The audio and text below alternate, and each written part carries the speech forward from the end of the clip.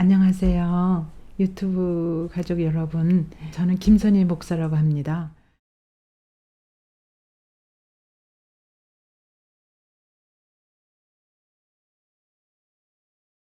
유튜브 가족 여러분, 안녕하세요. 오늘은 8번째 사사기 제8강을 시작하겠습니다. 네, 본문은 사사기 13장, 이 전장은 많이 길기 때문에 여러분이 앞부분은 쭉 좀 읽어보시고 저하고 같이 제가 읽는 부분은 15절부터 제가 25절까지 여기 읽겠습니다. 구약 385쪽이 되겠습니다. 마노아가 여호와의 사자에게 말하되 구하옵나니 당신은 우리에게 머물러서 우리가 당신을 위하여 염소 새끼 하나를 준비하게 하소서 하니 여호와의 사자가 마노아에게 이르되 네가 비록 나를 머물게 하나 내가 네 음식을 먹지 아니하리라. 번제를 준비하려거든 마땅히 여호와께 드릴지니라 하니 이는 그가 여호와의 사자인 줄을 마노아가 알지 못함이었더라. 마노아가 또 여호와의 사자에게 말하되 당신의 이름이 무엇이니까 당신의 말씀이 이루어질 때에 우리가 당신을 존귀히 여기리이다 하니 여호와의 사자가 그에게 이르되 어찌하여 내 이름을 묻느냐 내 이름은 기묘자라 하니라. 19절입니다. 이에 마노아가 염소 새끼와 소재물을 가져다가 바위 위에서 여호와께 드리매 이적이 일어난지라. 마노아와 그의 아내가 본즉 불꽃이 제단에서부터 하늘로 올라가는 동시에 여호와의 사자가 제단 불꽃에 휩싸여 올라간지라. 마노아와 그의 아내가 그것을 보고 그들의 얼굴을 땅에 대고 엎드리니라. 여호와의 사자가 마노아와 그의 아내에게 다시 나타나지 아니하니 마노아가 그제야 그가 여호와의 사자인 줄 알고 그의 아내에게 이르되 우리가 하나님을 보았으니 반드시 죽으리로다 하니 그의 아내가 그에게 이르되 여호와께서 우리를 죽이려 하셨더라면 우리 손에서 번제와 소제를 받지 아니하셨을 것이요 이 모든 일을 보이지 아니하셨을 것이며 이제 이런 말씀도 우리에게 이르지 아니하셨으리이다 하였더라. 그 여인이 아들을 낳음에 그의 이름을 삼손이라 하니라. 그 아이가 자라매 여호와께서 그에게 복을 주시더니 소라와 에스다올 사이 만하네단에서 여호와의 영이 그를 움직이기 시작하셨더라. 아멘. 네, 여기까지 읽었습니다. 이제 오늘부터 사사기 13장 여러분이 너무도 잘 아시는 그 유명한 삼손 이야기를 여러분과 나누려고 합니다. 삼손 그러면 제가 지난 강의 때도 기드온 그러면 기드온 용사 뭐 300명 이런 식으로 삼손 그러면 뭐가 떠오르세요? 삼손 그러면 드릴라가 떠오르고 힘이 센 사람이고 뭐 그 기타 등등 이런 이야기가 제일 먼저 머릿속에 떠오르죠. 영화에 삼손과 드릴라라는 영화도 있고 그런데 오늘 이렇게 우리가 읽어봤지만 이 삼손 스토리가 사사기 중에서 무려 13장, 14장, 15장, 16장, 21장, 21장 중에 넉 장을 차지를 해요. 그렇다면 이 삼손에 대해서 하나님께서 뭔가 깊이 또 아주 신중하게 하실 말씀이 있길래 이렇게 넉 장이나 기사가 할애되지 않았을까 그런 생각을 하시면서 이제 우리 13장부터 나가보기 시작하겠습니다. 우선 13장이 25절까지 있는데 우리가 15절부터 읽기 시작했지 않습니까? 그러면 이 사사기 이 삼손이 일단 단지파 출신이에요. 그러면 여러분이 잠깐 제가 그린 그림 이 단지파가 여기 보시면은 여기 유다 지파가 있고 베냐민 지파가 있고 에브라임 지파가 있습니다. 그러면 그 옆에 이렇게 삼각형 같은 지대가 보이죠. 그럼 그 밑으로 이렇게 해변가로 서남쪽 해변으로 누가 이제 침입해 들어와서 살고 있었냐면 블레셋이 살고 있었습니다. 그래서 그 블레셋의 유명한 그 도시국가의 도시 한 5개가 이제 말하자면 주축이 돼서 블레셋이 그 세력을 펼치고 있거든요. 그럼 잘 보이실지 여기 가사가 있고 아스글론이 있고 아수도시 있고 저 위에 가드가 있고 에글론이 있고 그래서 이 블레셋 땅 중에 자기네들이 차지한 땅 중에서도 거의 5개 도시가 이제 중심으로 얘네들이 세력을 펴고 있습니다. 그래서 이렇게 돼 있습니다. 그러면 제가 여러분과 이렇게 나눌 말씀 중에 도대체 그 삼손이 어느 시대의 배경을 갖고 태어났나 이것부터 우리가 살펴보기로 하겠습니다. 그러면 삼손이 그 기원전 1080년 그 후에 한 40년 위로 올라가면 1120년 그때로부터 1080년 그때는 이제 블레셋 내려가서 활동을 하고 그럴 때거든요. 그러니까 기원전 한 12세기부터 11세기 이때쯤 굉장히 아까도 그림에서 보여드렸듯이 블레셋 세력이 엄청 강성해집니다. 지난번 몇 시간 전에도 말씀드렸지만 이 블레셋 세력은 저기 에게 바다 거기에서 이 사람들이 이쪽으로 이렇게 와가지고 아주 여기가 비옥한 좀 땅이거든요.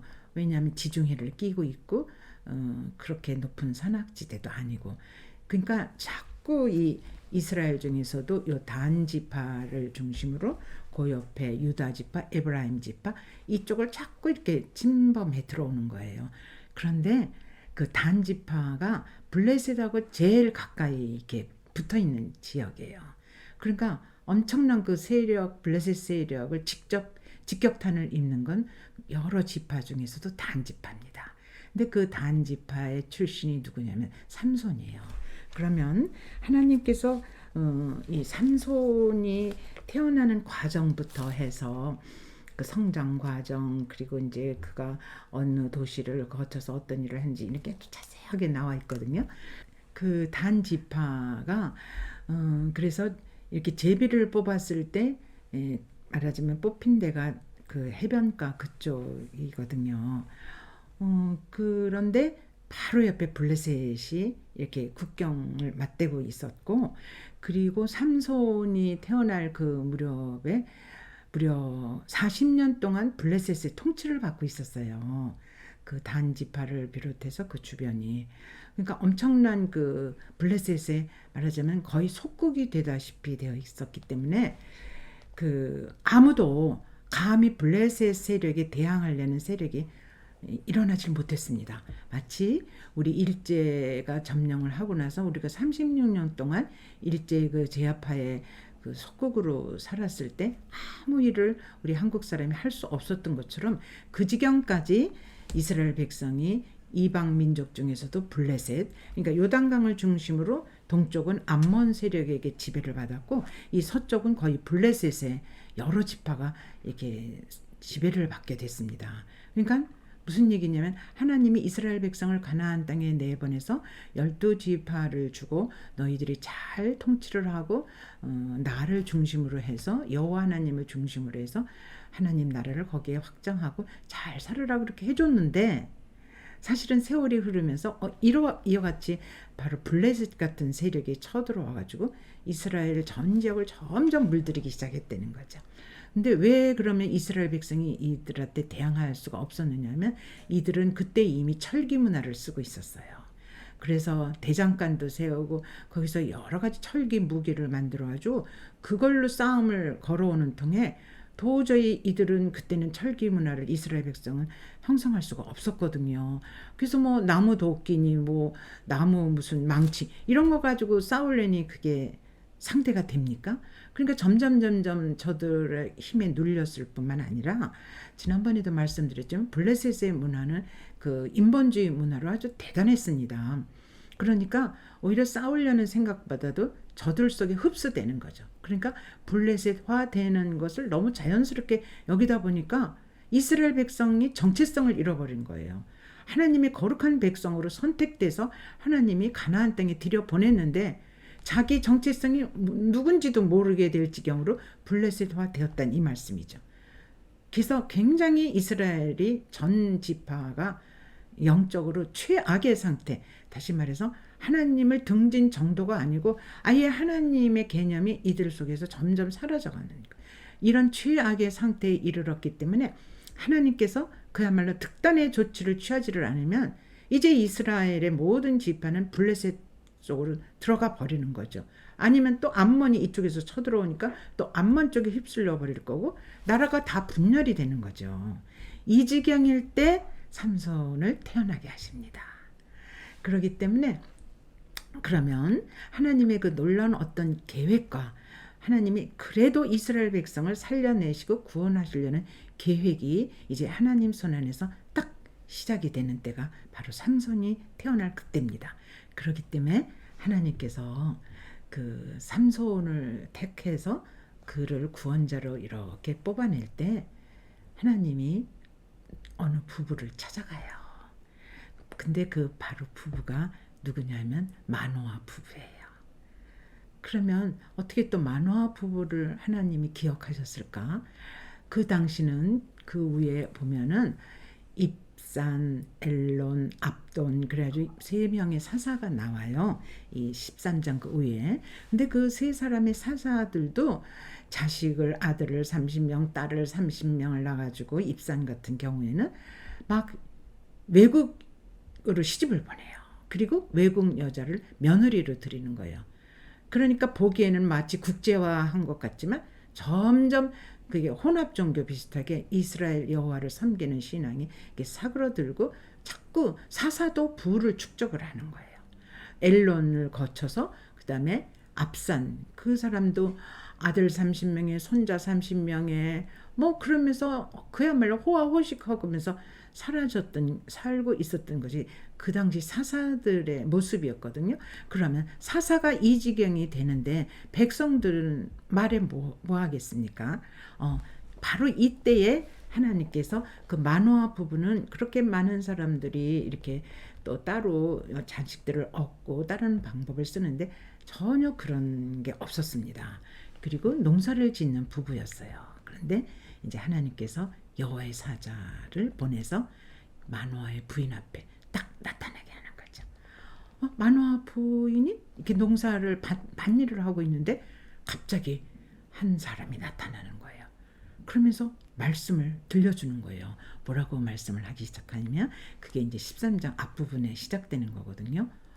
너가 아기를 못 낳는 너는 불임 여성이다. 그런데 너에게 아들이 생기게 될 거다. 그리고 그 아들이 나중에는 이스라엘을 구원하는 그런 그 구원자로 시작하게 될 거다. 그리고 그는 하나님께 드려온 자, 바쳐진 자, 나시린이 될 것이다. 이렇게 얘기를 하는 거예요. 그러니까 이 부인이 얼마나 놀랐겠어요. 생각지도 않았는데 소위 말하는 여호와의 사자가 나타나서 그렇게 얘기를 하니까는 참 충격을 받았지만 아들을 주신다니까 많이 기뻤겠죠. 그래서 이제 집에 가서 남편 마노아한테 얘기를 하는 거예요. 여보, 내가 이런 일을 당했어. 이건 너무 놀라운 일 아니야? 그랬더니 우리한테 아들을 주신대? 그리고 뭐 그 아들을 뭐 아주 정결하고 거룩하게 나시린으로 키우라고? 나도 한번 그 사람을 다시 한번 만났으면 좋겠다. 이렇게 얘기를 하면서 그 남편이 하나님 앞에 기도를 했더니 하나님이 그 목소리를 들으신 거예요.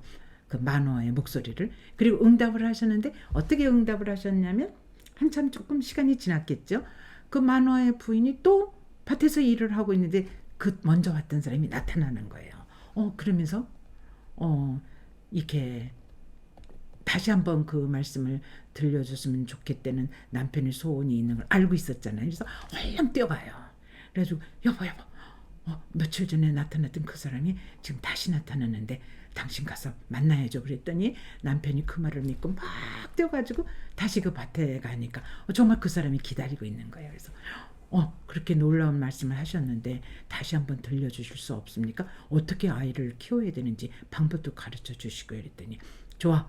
내가 너희 부인한테 다 얘기를 했고 너희 부인도 그렇게 부정한 건 먹지 말고 포도주와 독주는 아기 가진 그때부터 절대로 마시지 말고 그리고 아이를 정결하게 나시린으로 키워야 되느니라. 이렇게 얘기를 해서 알겠습니다. 그래서 이제 그분 앞에 염소 새끼를 이렇게 바치려고 그랬더니 난 먹는 사람이 아니다. 나에게 바치지 말고 번제와 소제를 여호와 하나님께 드려라. 그래가지고 이제 하나님 앞에 그 번제와 소제를 이제 준비해서 드리게 됩니다. 그래서 이렇게 번제 불을 떼서 이렇게 이제 번제 제사를 드리고 있는데 갑자기 불꽃이 일어나는데 그 옆에 있던 그 여호와의 사자가 휙 불꽃을 따라서 올라가고 없어져 버린 거예요. 그랬더니 남편이 이제 우리는 죽게 됐다. 그때 이제 여호와의 사자를 만나면, 하나님을 만나면 죽게 된다는 게 왜 있었잖아요. 기드온도 그랬잖아요. 그랬더니 딱 부인이 무슨 소리를 그렇게 해요? 그러면 우리의 번제와 소제도 받으실 리가 없고, 그렇게 아들을 준다고 말씀하셨고 잘 나시린으로 키우라는 소리도 하셨는데 우리를 죽이시겠어요? 절대 그럴 일이 없을 겁니다. 그러니까 이제 마노아도 좀 안심이 됐겠죠. 그래서 그 아들을 잘 키워요. 키워서 마하네단에 이제 이 아들 이름은 삼손이라 짓고, 마하네단에 갔을 때 삼손이 거기서 하나님의 영을 받기 시작합니다. 그래서 하나님의 신에 이제 이렇게 쉽게 말해서 안수를 받는, 거기까지가 오늘 우리가 읽은 내용이거든요. 그러면 13장을 제가 쭉 읽어보시라고 그랬죠. 거기 보면은 몇 번에 걸쳐서, 13장에 몇 번에 걸쳐서 어떤 부분이 나오냐면, 여기 이렇게 보시면은 4절, 5절, 7절, 14절, 이게 전부 어떤 얘기냐면 나시린으로 키우는 그 규례, 조항을 쭉 알려주는 거예요. 그래서 삼가 포도주와 독주를 마시지 말며 어떤 부정한 것도 먹지 말라고 그 마노아 부인한테도 그 여호와의 사자가 얘기를 하지를 않나. 5절에서도 똑같은 얘기를 하고, 그가 커서 블레셋 사람의 손에서 이스라엘을 구원할 거라는 예언도 해주고, 그리고 7절에도 그 아이는 태에서부터 죽는 날까지 나시린으로 하나님께 바쳐진 존재라고 얘기를 하고, 14절에서도 또 포도주의 소산을 먹지 말며 독주를 마시지 말며 어떤 부정한 것도 먹지 말라고 잘 그 명령을 지키라고. 그래서 무려 그 여호와의 사자가 4번에 걸쳐서 그 얘기를 하고 그 사자가 불꽃 속에서 사라지는 거예요. 그러니까 사실은 13장에서 가장 중요한 핵심적인 내용은 나시린으로 키우려는 얘기거든요. 그러면 이 사사를 나시린으로 키우려는 명령은 사실은 삼손 여기밖에 없어요. 이 사사기 중에. 그러면 나시린으로 키운다는 게 어떤 그게 중요한 의미가 있길래 하나님께서는 여호와의 사자를 시켜서 또 얘기하고 또 얘기하고 그렇게 반복하여 강조하여 이렇게 내용을 알려줬을까요? 조금 우리가 생각해 볼 문제죠. 그 하나님께서는 하나님의 말씀을 맡을 사람을 하나님이 선택해요. 그래서 그 말씀을 맡는 걸 신탁이라고 그러거든요. 그래서 그 신탁을 맡은 자가 소위 예언자예요.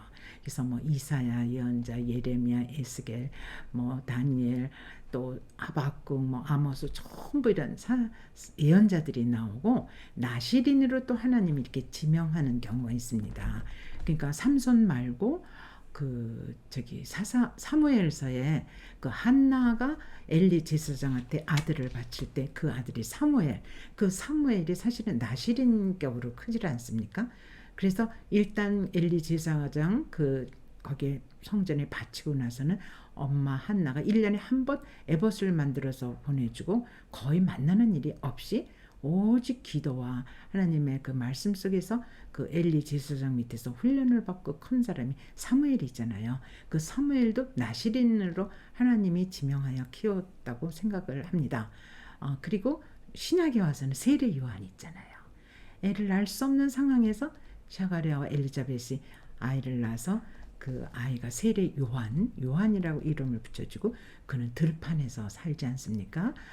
메뚜기를 먹고 석청을 먹고 낙타 털옷을 입으면서 그렇게 좀 별스럽게 크는 사람들은 나시린이라고 그러는데, 그 예언자와들에게 나시린은 하나님께 자기 몸 전부를 드리는 거예요. 올려드리고 바친다는 뜻이에요. 그럼 나시린의 행동을 통해서 이스라엘 백성들이 얼마나 하나님의 백성은 거룩하게 살아나가야 되고, 그 거룩으로 몸 전체를 드린다, 전부를 드린다, 그런 표징적인 상징적인 의미가 있는 게 나시린이에요. 그러면 하나님께서 왜 삼손을 그때 나시린으로 이렇게 지명하여 이렇게 키우도록 하셨을까? 너무 이스라엘이 혼탁하고 그 블레셋의 영향을 받아서 도무지 그 정체성을 확립할 수가 없기 때문에 하나님께서 보이는 표본으로 나시린을 세우시는 거죠. 근데 그 나시린은 아예 태에서부터 하나님이 그렇게 훈련시키고 교육시키기로 작정을 하셨기 때문에 보통 사람과 다르죠.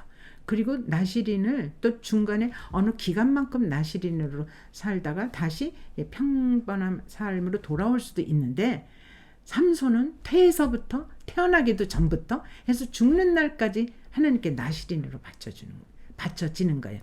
그만큼 이 이스라엘은 지금 영적으로 아주 뛰어난 한 지도자를 찾고 있고, 그 사람을 통해서 하나님께서는 이스라엘을 구원하기 시작하셨다고 그랬으니까, 다시 한번 그 절망의 상태에 있는 이스라엘 백성을 빼내고 구원해 주시기 위한 하나님의 계획이고 사랑이죠. 아시겠습니까? 그래서 이제 하나님께서는 사실은 삼손에게 엄청난 기대와 계획을 갖고 일을 시작을 하시는 거죠. 그러니까 인간이 도저히 스스로는 일어설 수 없을 그때에 하나님께서는 당신의 손길로 이스라엘 백성을 일으키시려는 어떤 방법적인 차원에서도 이 삼손의 등장은 참 필요했던 거죠.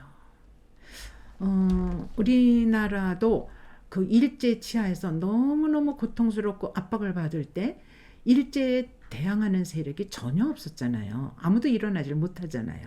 그럴 때 그 유명한 1932년에 윤봉길 의사가 결국 거사를 중국 상해 공원에 수류탄을 터쳐가지고 그 많은 그 일본 사람의 그 대장들을 죽이는 그런 사건이 일어나지 않습니까?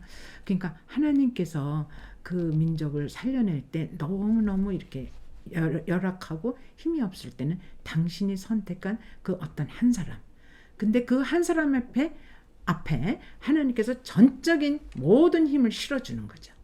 그러니까 나중에 삼손이 괴력을 나타내는 것도 하나님이 그 한 사람을 중심으로 이스라엘을 구원하기 위한 하나님의 방법이었죠. 예, 그래서 삼손이라는 이름을 짓고 나서 24절 보면 그 아이가 자라매 여호와께서 그에게 복을 주셨다고 나옵니다. 복이라는 게 이제 그를 거룩하게 만들고 명예롭게 만들고 권위를 주고 힘을 줘가지고 이스라엘 백성을 이제 블레셋에게서 일으킨다면은 그것 이상 삼손이 복을 받는 일이 없지 않습니까? 예, 그렇게 하나님이 기대를 걸고 이제 소라와 에스다올 사이 마하네단에서 여호와의 영이 내렸다 그랬죠. 여기 보면 소라가 그 마노아의 고향이에요. 그러니까 삼손도 소라에서 자랐단 말이에요. 그런데 그 소라가 굉장히 블레셋 땅하고도 가깝고 그 나중에 이제 딥나 얘기도 나오고 가사도 나오고 그러는데 굉장히 소라가 가까워요.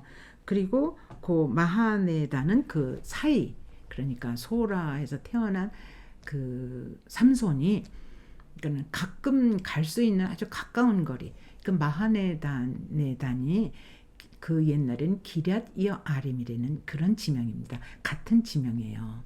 그런데 그 마하네단은 그 이스라엘 그 조상들 소위 단지파겠죠.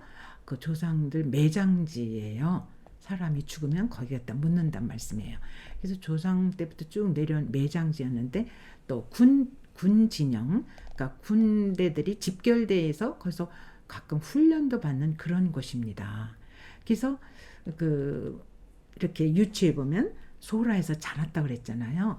그러면은 삼손이 자라면서 그 가까운 마하네단에 이렇게 가서 이렇게 보니까 블레셋 사람들이 굉장히 이스라엘 백성들을 실제로 많이 억압하는 장면을 아마도 봤을 것 같아요.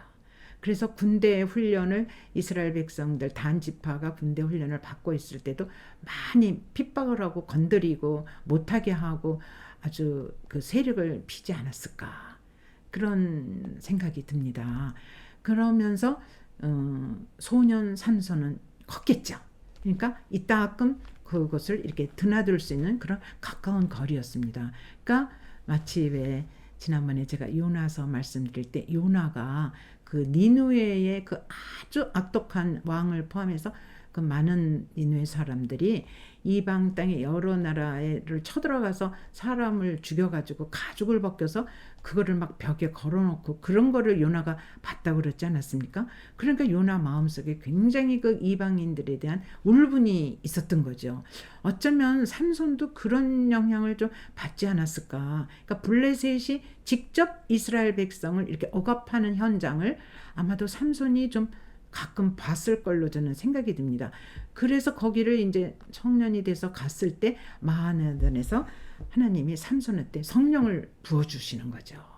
그래서 하나님의 일을 이제 그 성령을 받고 본격적으로 이제 시작을 하게 되는 게 바로 마하네단입니다. 그래서 여기까지 이렇게 우리가 쭉 읽어보면 하나님께서 그 삼손을 향한 놀라운 뜻은 다시 말해서 이스라엘 백성 전체를 구원하려는 하나님의 뜻이고 이와 같은 일을 그 모세도 해내지 않았습니까? 그쵸? 하나님의 영을 받고 그 떨기나무 그 불꽃을 보고 그리고 애굽에 가서 그 400년간 노예 생활했던 그 이스라엘 백성을 건져내지 않습니까? 또 사무엘도 다 꺼져가는 이스라엘 그 사사시대 완전히 타락해버린 이스라엘 백성을 이렇게 다시 이제 살려내는데 촛불 같은 역할을 한 대사사가 사무엘 아닙니까? 그 하나님은 이스라엘 백성 다시 말해서 선택된 우리들이 아주 공경에 처해서 어찌할 바를 모를 때 하나님은 그때 하나님이 다시 한번 하나님의 하나님 되심을 보여주신다는 거죠. 그래서 이게 구약과 신약이 어떤 뜻으로 연결이 되냐면 이 삼손이라는 말의 뜻이 태양이거든요. 작은 태양 또는 태양처럼 빛나리 이런 뜻이 들어있거든요. 그러니까 하나님께서 삼손을 출생해서 낳아서 이렇게 쭉 서서로서 키워나가실 때는 태양 역할을 해달라는 거죠. 따뜻한 그 열과 함께 빛을 온 지방에 퍼뜨리면서 네가 이스라엘의 백성을 다시 한번 구원하리라 하는데 네가 앞장서서 그 일을 해줬으면 그래서 그 태양이라는 이름도 붙여지지 않았을까 그런 생각을 하게 됩니다. 그래서 그 엄청난 그 하나님의 기대가 이제 앞으로 어떻게 이루어지는지 어떤 방향으로 이루어지는지 우리는 그 다음을 기대하면서 이제 다음 시간으로 가겠습니다. 네, 기도하겠습니다. 오 하나님 아버지 다 꺼져가는 촛불 같은 그런 어지러운 상황이 벌어져도 아버지 여전히 하나님께서는 당신의 백성을 마지막까지 그 붙드시고 이끌어 가시는 하나님의 그 숨은 노력과 일하심과 아버지 그 놀라운 능력을 저희들이 이 본문에서 또 이렇게 엿보게 됩니다. 하나님 우리는 삼손의 그 대표적인 스토리만 알지 하나님께서 왜 삼손을 그 땅에 그 시기에 보내셨는지 하나님은 어떤 뜻을 갖고 계셨는지 저희들이 이제 이 본문을 보살피면서 그 하나님의 그 마음을 저희들이 또 이렇게 느끼고 살피게 됩니다. 하나님 이스라엘 백성이 곤고하고 너무 괴로워서 이젠 압제당하는지도 모르게 완전히 그 압제 세력에 눌려버려서 제대로 말도 못하고 눈치만 보고 숨도 못 쉴 지경에 아버지 한 사람 강한 힘을 넣어주셔서 삼손을 세우셨습니다.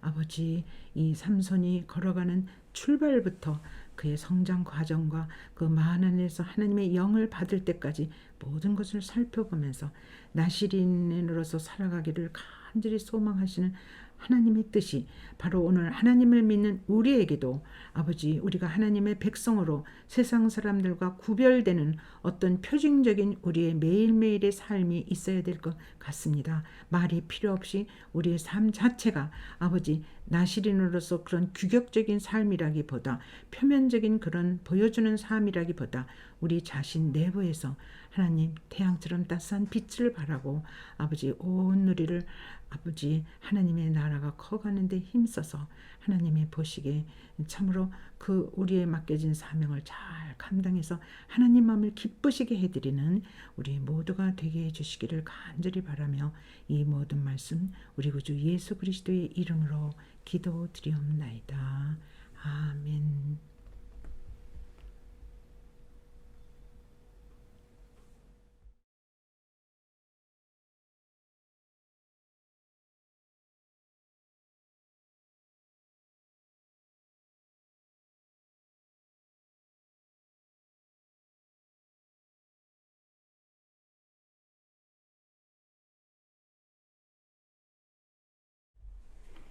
절망은 없다. 이주연. 신라원을 쓴 밀턴은 실명했으며 악성 베토벤은 청력을 잃었으며 미생물학의 혁명가 파스테르는 중풍에 걸렸고 헬렌 켈러는 청각장애와 언어장애를 갖고 있었다. 그러나 그들은 모두 완전히 성취한 인생을 살아냈습니다. 삶에 대하여 믿음과 소망과 사랑을 잃지 않는 이에게 절망은 결코 있을 수 없습니다.